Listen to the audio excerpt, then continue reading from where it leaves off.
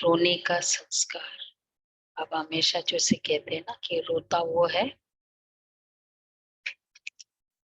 है जो विधवा है, वो रोता है। तो रोने वाला मतलब मेरा साथी भगवान नहीं है, वो ही रोता है। और रोना ये भी एक डीप इनसाइड का फीलिंग का इमोशन है। कभी हम कोई इमोशन को बहुत अंदर, एक इमोशन भी है लेकिन फीलिंग का संस्कार है, ऐसे कह दिया ऐसे, जो इसको रिपीट करने का संस्कार होगा ना, कोई बात को रोएगा जरूर, कोई इमोशन कमजोर करेगा। इसलिए कितना मस्त रहने का नेचर, लेट गो करने का नेचर, रोने का भी उसका संस्कार चला। चलो बाबा के शब्दों में सुनते। आज है कौन सा डे है, कौन सा विशेष डे है आज का? बुद्ध पूर्णिमा। आज क्या दिन है? गुरु पूर्णिमा। आज पूर्णिमा है। बुद्ध पूर्णिमा। और कौन सा डे है? बुद्ध पूर्णिमा तो गया दीदी। कुछ नहीं है, स्पेशल नहीं है, यज्ञ वत्सों के भी। बुद्ध पूर्णिमा आज 5/5/50 को ये यज्ञ भारत में स्थानांतरित हुआ। आज के दिन भारत पहुंचे थे बाबा, कराची से सब कुछ समेट कर लेकर, इसलिए आज वो पूर्वजों का शुरू किया है ना। 5 मई को भारत आए थे हमारा यज्ञ। 5/5/23। मीठे बच्चे तुम रूप बसंत हो।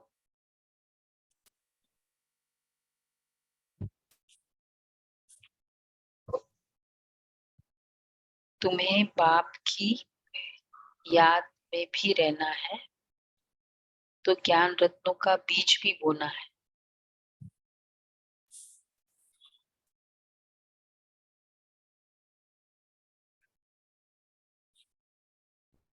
भारत का श्रृंगार भी करना है। अच्छा प्रश्न है, तुम बच्चे कलयुगी गोवर्धन पर्वत को उठाने के लिए कौन सी उंगली देते हो? तुम बच्चे तो कलयुगी गोवर्धन पर्वत, गोवर्धन कौन सा पर्वत है कलयुगी? भारी, हैवी, तो कौन सी उंगली देते हो?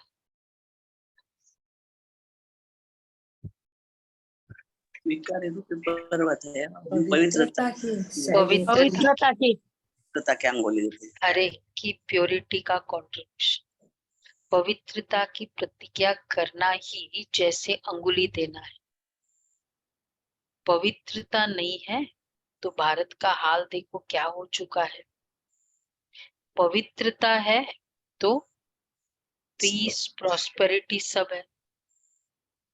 इसलिए श्रीमत पर आग और कपूस इकट्ठे रहते भी पवित्र बनना है। घर बार का संन्यास नहीं करना। आग कपूस इकट्ठे रहना, प्रवृत्ति में रहते पवित्र बनना। कॉटन आग के नजदीक रहे, हाँ कपूस हो, और जले नहीं, ये हो नहीं सकता। इसी तरह पवित्र प्रवृत्ति में रहते, साथ में रहते, युगल पवित्र रहते। अच्छा गीत है, आने वाले कल की तुम तकदीर हो। और आगे हाँ, ओम शांति जी। आने वाले कल की तुम तकदीर हो, नाज करेगी दुनिया तुम पर, दुनिया की तकदीर हो। आने वाले कल की तुम तस्वीर हो, नाज करेगी दुनिया तुम पर, दुनिया की तकदीर हो। नाम न लेना रोने का, रोतों को हंसाने आए हो। नाम न लेना रोने का, रोतों को हंसाने आए हो। नहीं रूठना कभी कि तुम रूठों को मनाने आए हो। नहीं रूठना कभी कि तुम रूठों को मनाने आए हो। जो रूठी तकदीर बदल दे, जो रूठी तकदीर बदल दे, तुम ऐसी तकदीर हो, नाज करेगी दुनिया तुम पर, दुनिया की तकदीर हो। ओम शांति जी। मतलब ये वैसे ज्ञान का भी एक गीत है ये, हाँ जी, ज्ञान ज्ञान में का भी भी गीत बनाया। है। ये पिक्चर का नहीं गाना मतलब है। एक ऐसे बनाया, बीकेस का भी ऐसा गीत है, ये तो फिल्मी गीत है, तो इन लोग सभी ने एक्यूरेट बनाया हमारे लिए। ओम शांति। माताओं ने, सभी सजनियों ने ये गीत सुना? क्या था इसमें? सजनियों को पूछ रहे बाबा। रोना नहीं, ये वाला मैसेज था ना इसमें। बच्चे जानते इस भारत की तकदीर में लकीर लगी हुई, किस द्वारा लकीर लगी है? 5 विकारों रूपी रावण द्वारा। अब फिर तुम बच्चे भारत की तकदीर बना रहे हो। तुम वो शिव शक्ति माता है। जब ज्ञान सागर आते हैं तो माताओं के ऊपर कलश रखते हैं। तुम बच्चे जानते हो भारत की तकदीर बनाने अर्थात भारत को स्वर्ग बनाने वाले हैं। तुम बाप की सेना हो, बाप के घर की, बाप के घर की शोभा हो। तुम बच्चे, माँ बाप के पास बच्चा नहीं होता तो घर जैसे सोना लगता है। तो हम सब बच्चे क्या है, जहां जहां हम सब बच्चे जाते हैं वहां रौनक कर देते हैं। मधुबन में भी जब आते हैं तो रौनक हो जाती है। हम एक दिन पहले पहुंचे मधुबन पांडव भवन, तो ग्रुप तो नेक्स्ट डे पहुंचा, तो खाली खाली लगता था। तो जैसे ही आप सभी आए वैसे रौनक। इसलिए बाबा हमेशा कहते कौन सा गीत बाबा बजवाते थे जब लास्ट में गोसुन कमसुन वाली टोली होती बाबा थी, के घर का दादिया भी। श्रृंगार, बाबा के घर का श्रृंगार ज्यादा है। हाँ, और हिस्ट्री हॉल में एक तरफ मम्मा एक तरफ बाबा, और सबको टोली सौगात, और आंसू पोंछने वाली एक दादी। मतलब इस तरह है। और वो गीत बजता था, भगवान तेरे घर का श्रृंगार ज्यादा।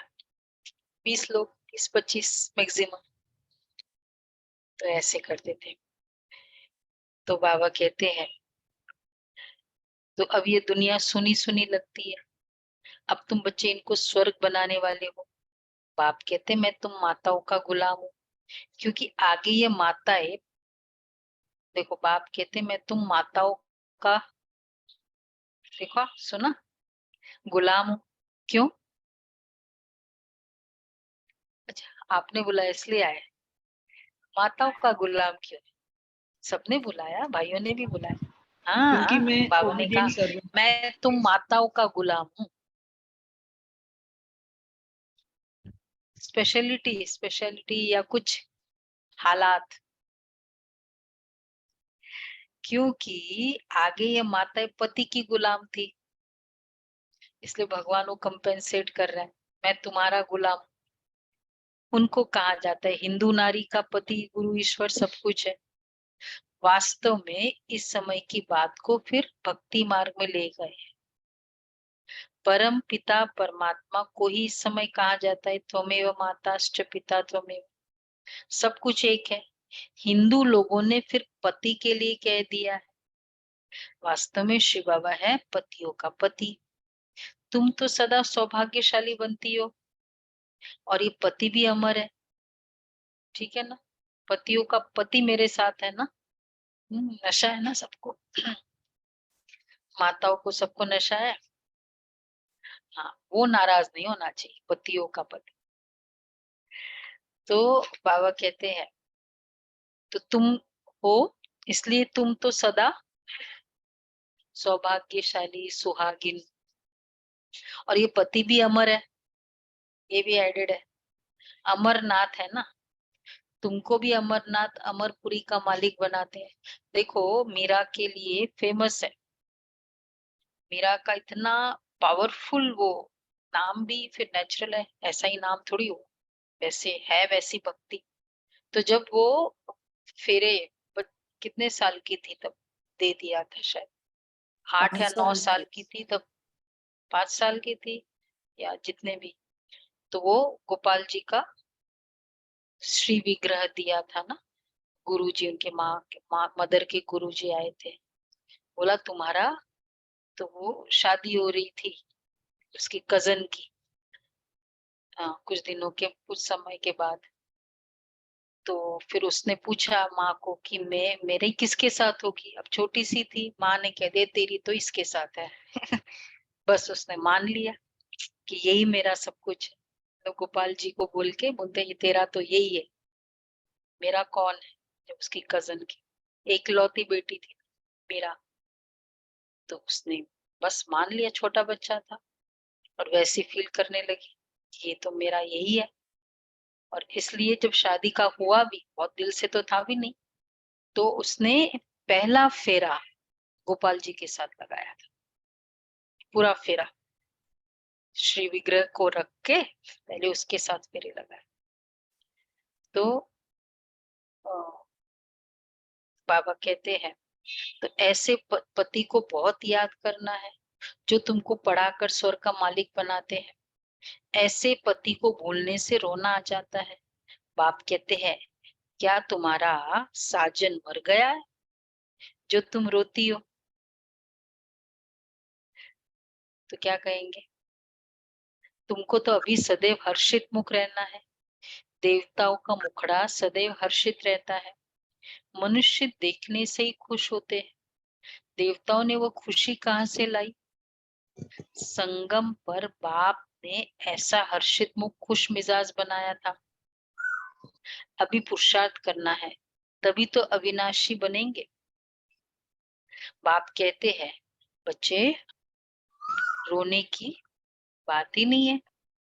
वाह ऐसा सलोना साजन मिला है। सबसे ज्यादा अटैचमेंट जिन आत्मा के साथ होता है, 2 ही होते हैं, 3 होते हैं। बहनों के लिए 3 बताते हैं जहां बहुत अटैचमेंट होता है। युगल, बच्चे, तीसरा श्रृंगार। गहने, ये 3 चीज पे बहुत अटैचमेंट होता है। और दादियों ने इन तीनों पर विजय प्राप्त की थी, जो भी दादियों स्टोरीज है। तो बाबा कहते हैं वहां ऐसा सलोना साजन मिला है जिससे स्वर्ग के महाराजा महारानी बनते हो। तुम श्रीमत पर कदम कदम चलते रहो। तुम जो वर्षन सुनते हो, देखो कदम कदम श्रीमत पर चलना, हर कदम। तुम जो वर्षन सुनते हो वो एक एक वर्षन लाखों रुपए का है। वो विद्वान लोग गीता वेदांत आदि सुनाते हैं तो कहते ये एक एक वर्षन लाख रुपए का है, परंतु ऐसा तो है नहीं। तुम हर एक रूप बसंत हो। आत्मा रूप है ना, बाप भी रूप है। फिर उनको ज्ञान सागर कहा जाता है, ज्ञान की वर्षा कराने वाला। स्थूल पानी की बात नहीं, इसको तो ज्ञान रतन कहा जाता है। हर एक को ये ज्ञान रत्नों का बीज बोना है। मनुष्य को समझाना चाहिए कि तुम आत्मा हो, ये तुम्हारा शरीर है। तुम कहते हो पापात्मा पुण्यात्मा। अच्छा, पाप परमात्मा, पुण्य परमात्मा नहीं कहा जाता, नहीं कहते। इससे सिद्ध है, इससे सिद्ध है अगर पुण्य आत्मा आत्मा कहेंगे पापात्मा और परमात्मा को नहीं देते, इससे सिद्ध है वो शरीरधारी नहीं है ना। परमात्मा सब में शरीर नहीं है, मतलब सर्वव्यापी नहीं है। क्योंकि आत्मा के लिए ये टाइटल दिया जाता है ना। अगर उसमें आत्मा भी है, अगर माने भी परमात्मा उस सब जगह है। वैसे अगर परमात्मा मान ले तो फिर वो आत्मा को नहीं मानते, क्योंकि आत्मा ही परमात्मा है ना। तो पाप के साथ आत्मा को क्यों जोड़ते? उस समय पाप परमात्मा नहीं कहते। ये नहीं मानते कि आत्मा भी और परमात्मा भी, ऐसा नहीं है। आत्मा इज इक्वल टू परमात्मा, तो परमात्मा सब में है, सब में भगवान है, ये वाला। फिर बोलने के लिए तो ये बोलते हैं ना, जब कुछ रॉन्ग के लिए बोलना होता है। माया पापात्मा बनाती है तो बाप पुण्यात्मा बनाते हैं। पुण्य आत्माओं की दुनिया को स्वर्ग और पापात्माओं की दुनिया को नरक कहा जाता है। सबको पावन बनाने वाला सदगति दाता एक ही बाप है। तो तुम बच्चे इस बेहद के घर के अंडरलाइन क्या हो? श्रृंगार हाँ, श्रृंगार शोभा तुम्हारे से सजता है, सेंटर सजता है, सब बच्चे आते हैं तो सजा हुआ होता है। तो तुम बच्चे इस बेहद के घर के श्रृंगार हो। तुम्हें भारत का श्रृंगार करना है। वैकुंठ को वंडर ऑफ द वर्ल्ड कहा जाता है। मनुष्य 7 जिस्मानी वंडर्स दिखाते हैं, वो तो है मनुष्य के बनाए हुए। वास्तव में वंडर ऑफ द वर्ल्ड है ये 7 वंडर्स। तो एक्चुअल वंडर है स्वर। एक और वंडर बाबा कहते हैं। आज तो राइट है ये आंसर आज के लिए, बट एक और वंडर बाबा कहते हैं। कौन? हाँ, आत्मा भी एक वंडर है।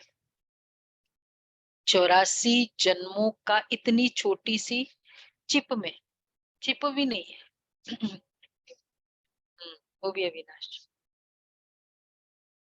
तो बाबा कहते हैं तो वास्तव में वंडर ऑफ द वर्ल्ड है वैकुंठ, जहाँ सब आत्माएं सदा सुखी रहती है। गाते भी है फलाना स्वर्गवासी हुआ, परंतु जब तक बाप न आए स्वर्ग के गेट से नहीं खुलेंगे, तब तक वहां कोई जा ही नहीं सकता। अब तुम बच्चे जानते हो हम वैकुंठ में जाते हैं, वह जिस्मानी वंडर्स आंखों से देखने के हैं। तुमको तो वैकुंठ में जाकर अथाह सुख भोगना है। वहां देखो वो वंडर्स भी क्या है, खाली देखने के लिए। नाइल ऑफ इजिप्ट, फिर क्या स्टैच्यू ऑफ लिबर्टी, सिर्फ देखने का ही है ना। तुम्हें महसूस थोड़ी होता है, सुख की महसूसता थोड़ी होती है। और यहाँ तो सुख की महसूसता होती है, वहां रोने की बात ही नहीं है। बाप कहते तुम परमपिता परमात्मा की सजनी क्यों रोती हो? शायद क्यों रोती हो? शायद साजन को भूल जाती हो। रोने का प्रोपोर्शन कौन से विकार से कनेक्टेड है? मोह से। जितना मोह उतना रोना। तो बाकी किसका संबंधी आदि मरते तो रोते। अब तुम जीते जी छुट्टी लेते हो। शायद साजन को भूल जाना माना उनसे विदाई ले, भूलना। अब आप हम देखें पूरे दिन में कितने बार भूलते हैं, उतना भूल जाना माना विदाई लेना। सामने सारा दिन रख नहीं सकते बाबा को, उसमें तो कुछ मेहनत नहीं। ऊपर जाने में चलो मेहनत है, मैं बैठा हूँ मेरे सामने बाबा है, चलो 1 घंटा करें, इसमें तो कुछ मेहनत नहीं है ना। ऊपर जाने में थोड़ा ट्राई, किसमें मेहनत है। तो 1 घंटा ट्राई करते हैं। बाबा कहते हैं साजन को भूल जाना माना उनसे विदाई लेना। साजन सामने है, ये फीलिंग सदैव उनको याद करते रहो तो रोने की बात ही नहीं। हाँ, बाकी किसका संबंधी आदि मरता है तो रोते हैं। अब तुम जीते जी छुट्टी लेते हो, सबसे छुट्टी ले, रो रो कर फिर सदा के लिए हंस पड़ते हो, क्योंकि वैकुंठ में जाते हो। यहाँ तो रोने की दरकार ही नहीं है। बाबा ने कहा है, बाबा का फेमस स्लोगन रोने वाला का, अम्मा मरे तो भी हलवा खाना। कौन सा हलवा? ये ज्ञान का। अब तो सब मरे पड़े हैं, उस समय ये ज्ञान का हलवा खाओ। किसका चिंतन करे, किसका न करे, इतने सब मरेंगे। कोई क्रियाकर्म करने वाला भी नहीं रहेगा। एक उसका ट्रेलर देखा ना, इतना ऐसा दृश्य था, कोई देख भी नहीं सकता है, देखने भी नहीं आते थे।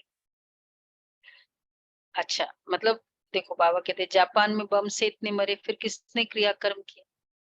वो तो नहीं देखा, लेकिन ये तो सामने देखा ही था। क्रियाकर्म करने वाला भी मर जाएंगे। ये तो भक्ति मार्ग की रस्म रिवाज है। सतयुग में ऐसी बातें होती ही नहीं है, वहां तो अथाह सुख है। देखो सुख की फीलिंग, इवन रोने जब शरीर छोड़ रही है आत्मा तो भी क्या सीन होता है वहां का, याद है? नहीं वो तो खुद को, पर अदरवाइज माहौल कैसा होता है? सतयुग, ये सतयुग की बात पूछ रही वहाँ तो खुशी ही रहती है कि ये सेलिब्रेट नए करते हैं। दूसरे शरीर में जा रही है, उनको भी पता है इसको जाना हाँ, है। बैंड बाजा, वैसे भी पूरी आयु भोग के जा रही है ना आत्मा, अदरवाइज भी पूरी आयु भोग के पूरा बैंड बाजा होता है। तो वहां तो अथाह सुख है। मोहजीत राजा की कहानी भी वहां की है। तुमने जन्म जन्मांतरी कथा सुनी है।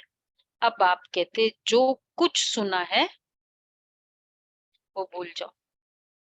अब सब बाप से सुनो। सुना? ठीक है राजू बहन, क्या करना है? जो कुछ सुना है सब भूल जाओ। वैसे भी सार क्या है, उस तरह से चलो नहीं भी भूले, सार क्या है? ये सार है ज्ञान, आत्मा समझना, आत्मा फील करना, परमात्मा को महसूस करना, यही तो सार है ना, इवन वो ज्ञान का भी। तो वहां वो विस्तार में इतना जाते हैं कि वो सार रह जाते। इसलिए बाबा कहते बच्चे जो कुछ सुना है वो भूल जाओ। अब सब बाप से सुनो। Hear no evil, see no evil. उन्होंने बंदरों की शक्ल का एक खिलौना बनाया। Talk no evil, see no evil. क्योंकि मतलब इवन बहुत सारी फिलोसफी की बातें हम जब सुनते हैं या पढ़ते हैं, बुक्स आदि, पॉजिटिव थिंकिंग, वो सब करने की जरूरत है। हुँ?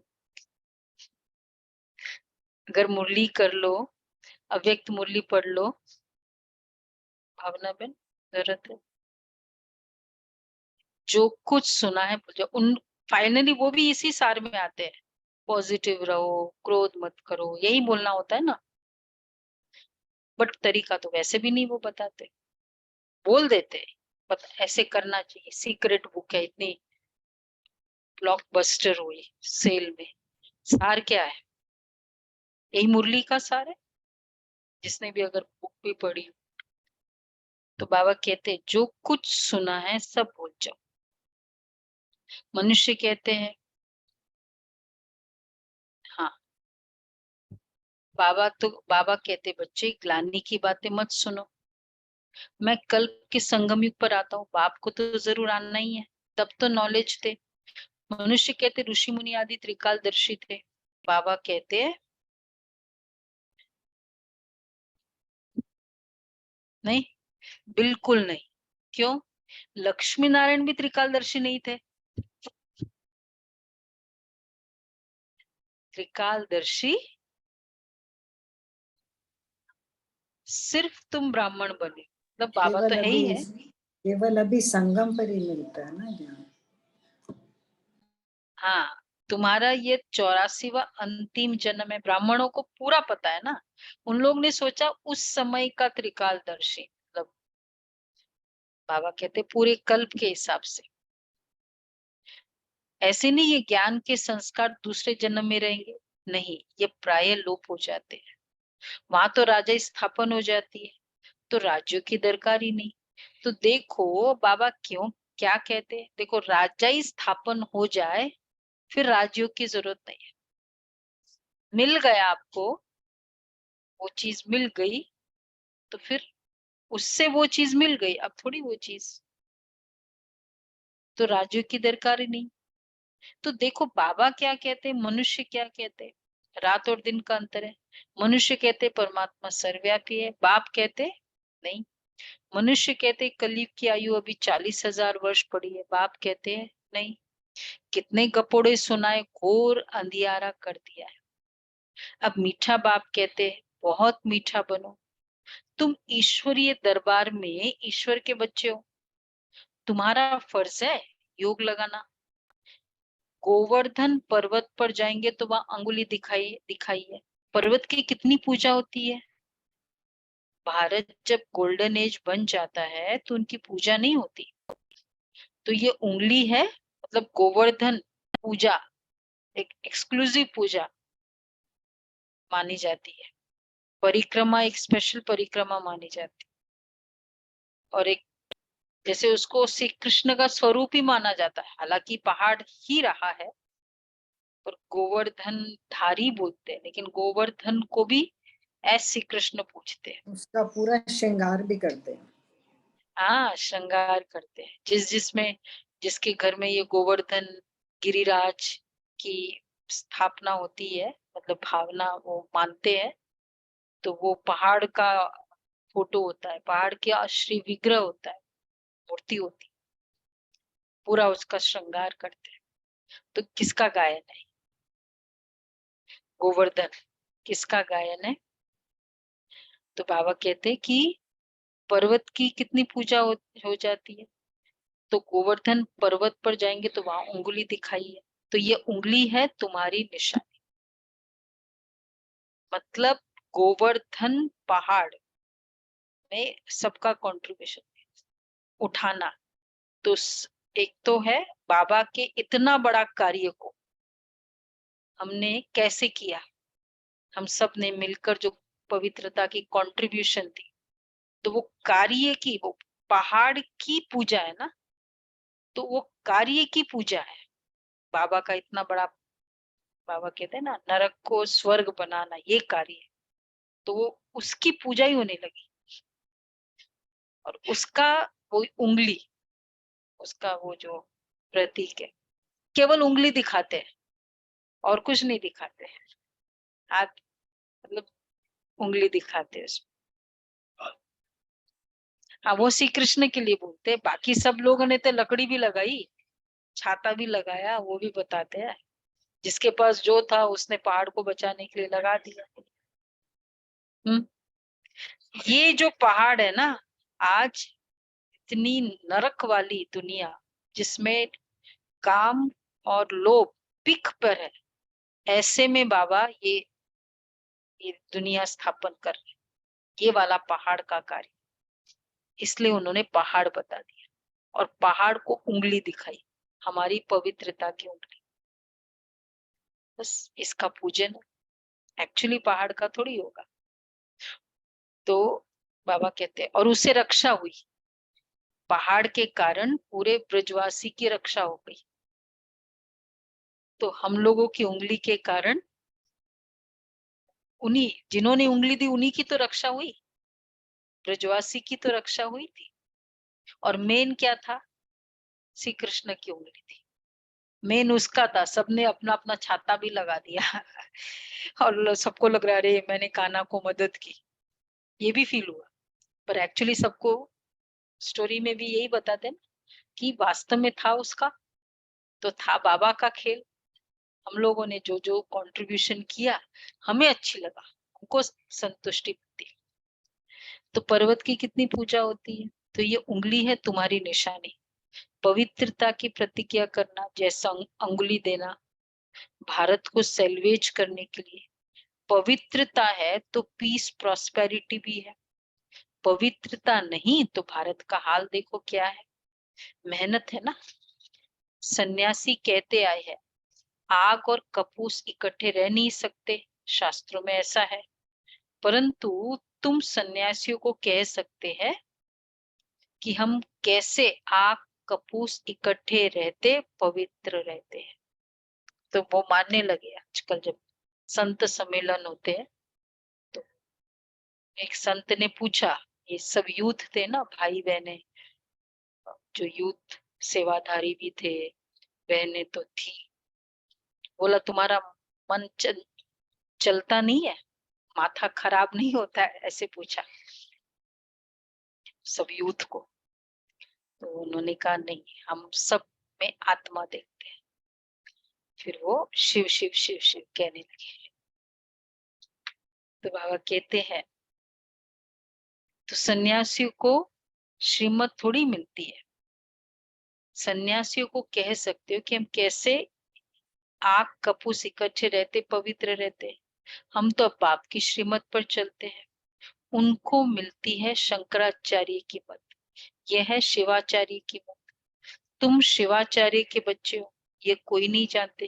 कहते परमात्मा ज्ञान का सागर है, तो आचार्य हुआ ना, ये वह है शंकराचार्य, और शिव बाबा है आचार्य। हाँ, आचार्य मतलब मालूम है ना, गुरु को आचार्य कहते हैं, गुरुडम सिस्टम। सन्यासी बहुत शास्त्र पढ़कर टाइटल लेते हैं, श्री कृष्ण आचार्य कभी नहीं कहा जाता है। शिव का पता ही नहीं, वो बाप को जानते ही नहीं है। सिवाय बाप के और किसी को ज्ञान का सागर नहीं कह सकते। अच्छा, कोई सन्यासी मिले तो बोलो तुम हो निवृत्ति मार्ग वाले हठयोगी सन्यासी, इसे बोल देना। बाबा कहते हैं कोई सन्यासी मिले ना तो उनको ये बोलो, हम हैं, गृहस्थी बोल सकते हैं कि देखो हम साथ में रहकर भी, तो हम है प्रवृत्ति मार्ग वाले राजयोगी। सुना उनका टाइटल, तुम हो, पूरा टाइटल उनका, निवृत्ति मार्ग वाले हठयोग सन्यासी। हमें प्रवृत्ति मार्ग वाले राजयोगी।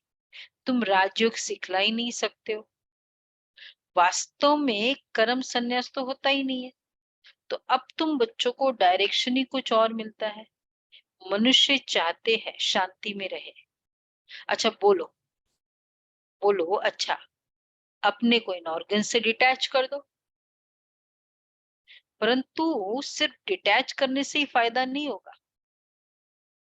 इस ऑर्गन से डिटैच कर दे, कुछ नहीं करो तो शांति हो जाएगी। कुछ नहीं कर रहे, हम चुपचाप बैठे हैं तो शांति की फीलिंग होगी। कुछ नहीं कर रहे, ऑर्गन से डिटैच हो गए। मन के संकल्पों की बात है ना। शांति का कनेक्शन संकल्पों से है, बाहर से डिटैच कर थोड़ा बहुत हेल्प मिलती है, नेचुरल है। अगर हम जैसे कार्य व्यवहार में आते तो वो वाली परम धाम की वो कंप्लीट शांति धाम की पीसफुल स्टेट नहीं हो सकती उस समय, लेकिन मेजॉरिटी तो फिर भी संकल्पों का आधार है। तो बाबा कहते हैं डिटैच हो फिर मुझे याद करो, परंतु सिर्फ डिटैच करने से ही तो फायदा नहीं होगा। डिटैच हो फिर मुझे याद करो तो विकर्म विनाश होंगे। शांति तो तुम्हारे गले का हार है, आत्मा का स्वधर्म है शांति। हम आत्माएं मूल वतन में साइलेंस में रहती है। अच्छा, फिर सूक्ष्म वतन में है मूल वतन कंप्लीट साइलेंस, वहां बातचीत नहीं होती है। इसलिए परम धाम की जब हम योग भी करते हैं तो हम बातचीत नहीं करते बाबा से। कोई कहे बाबा से बाबा तुम ऐसे हो, तुम ऐसे हो, तुम ऐसे हो, वहां है ही नहीं, साइलेंस ही है। आत्मा को शरीर है ही नहीं, तो क्या बात करेंगे। सूक्ष्म शरीर भी नहीं है जो संकल्पों से बात करे। हाँ, तो सूक्ष्म वतन में है मूवी मूवी। तो मूवी का मतलब इशारे से एक्शन है, मूवमेंट है। तो वहां साइलेंस, वहां आवाज से बात करते ही नहीं। ये जो संदेशिया जाती है तो केवल संकल्पों, बाबा जो कह रहा है वो संकल्प से कैच करना होता है, लिप्स। हाँ हाँ, पर आवाज नहीं है कुछ। सूक्ष्म वतन तो यह है टॉकी स्थूल वतन।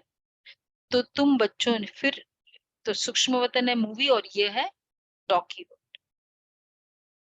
तुम बच्चों ने साक्षात्कार किया है, बाबा ने जास्ती देखा है, मम्मा ने तो कुछ भी नहीं देखा। कभी भी ध्यान में गई नहीं। माँ, सुना किसको है कि ध्यान में जाने की इच्छा, देखा मम्मा कभी भी, लेकिन पुरुषार्थ में नंबर 1 रही। ध्यान में कहीं कुछ दिखा ही नहीं कभी कुछ। और बाबा को तो चलो शुरू में हुआ। मम्मा देखो बिगड़ ध्यान की कितना आगे नंबर ले लेती है। पहले श्री लक्ष्मी फिर श्री नारायण। इनके लिए लिखा हुआ है अर्जुन को विनाश स्थापना का साक्षात्कार हुआ। इस रथ में रथी शिव बाबा बैठ नॉलेज सुनाते। इस रथ को भी नॉलेज उनसे मिलती है। ये खुद भी गीता पढ़ते थे, बहुत कथा करते थे। अब वंडर लगता है ना, शास्त्रों में क्या क्या है। बाप कहते ये पढ़ा हुआ सब भूल जाओ, सुनो नहीं, देखो, देखते हुए नहीं देखो, बस हम तो जाते बाबा के घर स्वीट होम। जब तक गाइड अथवा लिबरेटर न आए, ऊपर जाना है ना, उसका लिए रिक्विजिट है। जब तक वो खुद न आए तब तक कोई जा नहीं सकता, रास्ता ही नहीं पता, भूल चुके सभी। इसलिए कोई क्लेम नहीं कर सकता मैं सदगति, ये करो ये हो जाएगा, मोक्ष मिल जाएगा, सदगति हो जाएगी। वह है मनुष्य सृष्टि का बीज रूप। जब पंडा और मुक्तिदाता तो एक ही बाप है, पंडा भी है मुक्तिदाता भी है। सारा मेन डिपार्टमेंट बाबा ने अपने हाथ में रखा है। ले जाना ऊपर सबकी दिल होती है, भगवान अब उठा ले, टू मच हो गए। एटलीस्ट वंस पूरे लाइफ टाइम में एक बार तो संकल्प आ ही जाता होगा सबको, नहीं आता है? एक बार तो आया ही होगा कि बस सब उठा लो या ले जाओ, अपने पास बुलाओ। बाबा कहते पंडा और मुक्तिदाता मैं ही। ऐसे वह है मनुष्य सृष्टि का बीज रूप।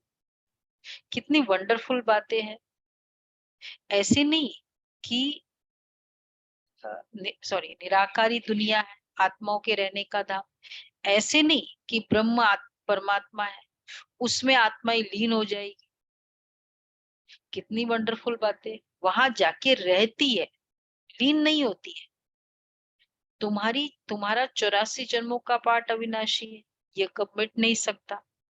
सृष्टि अनादि रची हुई है, अनादि है, तो पार्ट कंप्लीट होगा ही नहीं, चलता ही रहेगा, इटर्नल है। सत्युग को नई सृष्टि कहा जाता है, अब है पुरानी सृष्टि। बाकी सृष्टि कोई विनाश होती नहीं है। इसलिए प्रलय प्रलय विनाश और प्रलय में क्या फर्क है?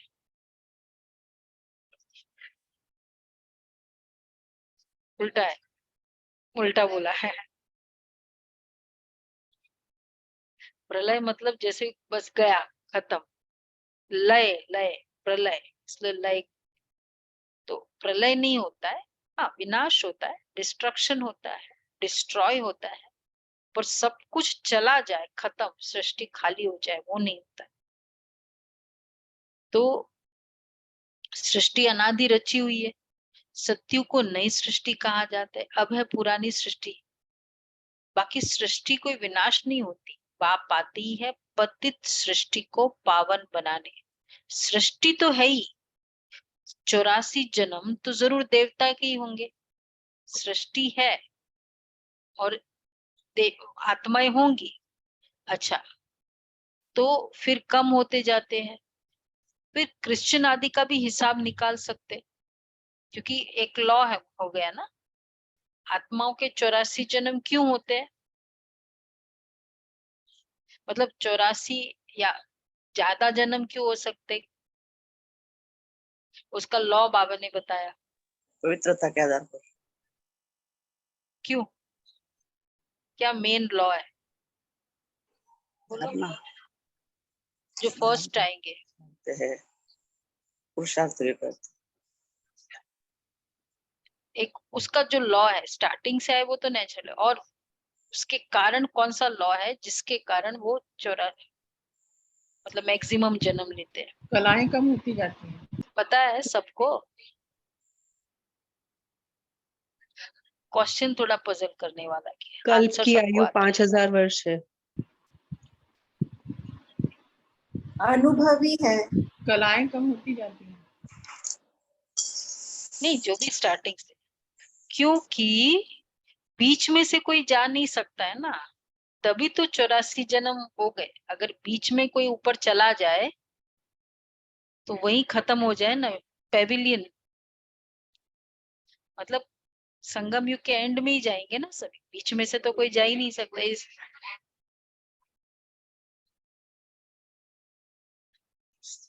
12 जन्म, 8 जन्म ऐसे कर करके 8 जन्म अगर शुरू से आएंगे सतयुग में 8, फिर 12, फिर 21, फिर 42।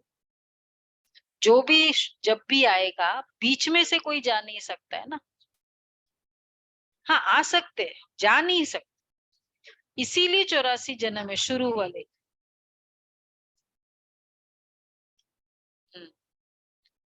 क्लियर हुआ? जो बीच में आएंगे फिर उसके तो कम हो जाएंगे ना उतने। बीच में से कोई जा ही नहीं सकता, पेविलियन में जा ही नहीं सकता। तुमको आ गए ग्राउंड में तो बैठे रहो, वहां फील्डिंग करते रहो। हाँ, आउट नहीं होता है। तो ये लॉ है। सत्यु को नई सृष्टि कहा जाता है। पाप आते ही पति सृष्टि को पावन बनाने। वास्तव में भारतवासियों की, अच्छा 84 जन्म तो जरूर देवताओं के ही होंगे, फिर कम होते जाते हैं। अच्छा, फिर क्रिश्चियन आदि का भी हिसाब निकाल सकते हैं। कितने बार बोला बाबा ने क्रिश्चियन का हिसाब? नहीं, जन्म 42 से थोड़ा ज्यादा होगा।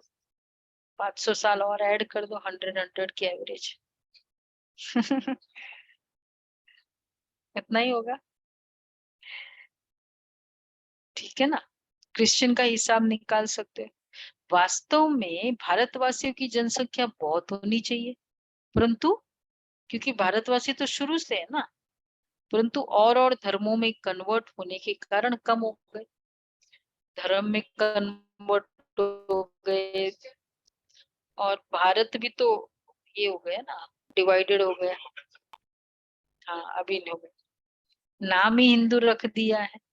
बाप कहते मैं आता ही तब हूँ जब मुझे ब्रह्मा द्वारा देवी देवता धर्म की स्थापना करनी है, शंकर द्वारा विनाश, फिर जो स्थापना करते वही पालना करेंगे। गांधी जी को भी जिन्होंने मदद की, मेहनत की, आज बहुत सुखी है। वहां सुखी तो सब बनेंगे, बाकी पद में फर्क पड़ जाता है। जो बाप की याद में रहते और वर्षे को याद करते वह है सूर्यवंशी। कम याद करेंगे तो चंद्रवंशी, नहीं तो फिर बाप और वर्षे को याद करो, ठीक है। वर्षा याद करना जरूरी है। कम याद करेंगे तो चंद्रवंश, नहीं तो फिर प्रजा, दास दासी आदि तो बहुत चाहिए ना। बाप ने समझाया है योग बल से ही कोई भी विश्व का मालिक बन सकता है। सिर्फ योग ज्यादा करो, विश्व का मालिक तुम हो। योग बल के अहिंसक सेना। क्रिश्चियन को भी इतना बल मिल जाए तो विश्व के मालिक बन सकते हैं, परंतु लॉ नहीं कहता है। वह बंदर की कहानी है ना, श्री कृष्ण के मुख में मक्खन आ जाता है विश्व की राजाई का। तो विश्व का राज्य योग बल से ही मिल सकता है। बाप कहते मैं स्वर्ग रचता हूँ, तुम बच्चों का भी यही धंधा है। बच्चे फिर बाप के बन स्थापना में मदद करते हैं। अच्छा, मीठे मीठे सिक्के लदे बच्चों प्रति माता पिता बाप दादा का याद प्यार। Good morning. मॉर्निंग। हम रूहानी बाप के रूहानी बच्चों को नमस्ते। नमस्ते। हम जो कि रूहानी बच्चों को रूहानी बाप दादा रूहानी का बाप याद नमस्ते नमस्ते नमस्ते। नमस्ते। शुक्रिया बाबा, शुक्रिया बाबा, थैंक वाह, थैंक यू बाबा, थैंक वाह यू बाबा। बाबा, वाह बाबा। पहला पॉइंट है सदा हर्षित, खुश मिजाज रहे।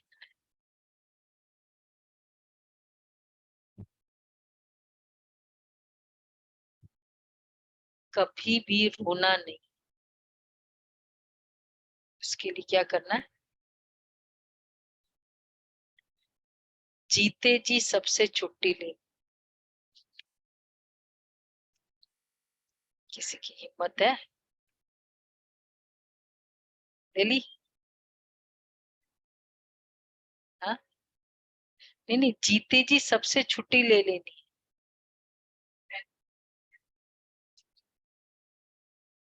हमेशा के लिए रह सकते हैं?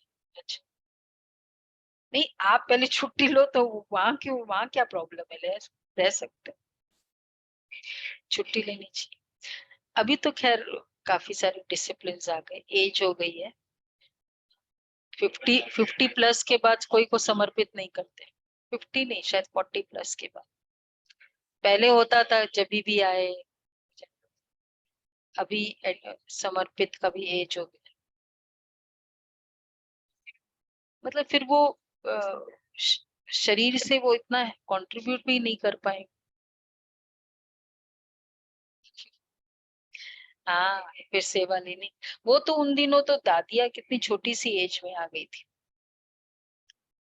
किसी का भी चिंतन नहीं करना है। दूसरा है अपनी शांति स्वधर्म में स्थित रहना है, ज्ञान और योग से तीखा जाना है, ध्यान की आश नहीं रखनी है।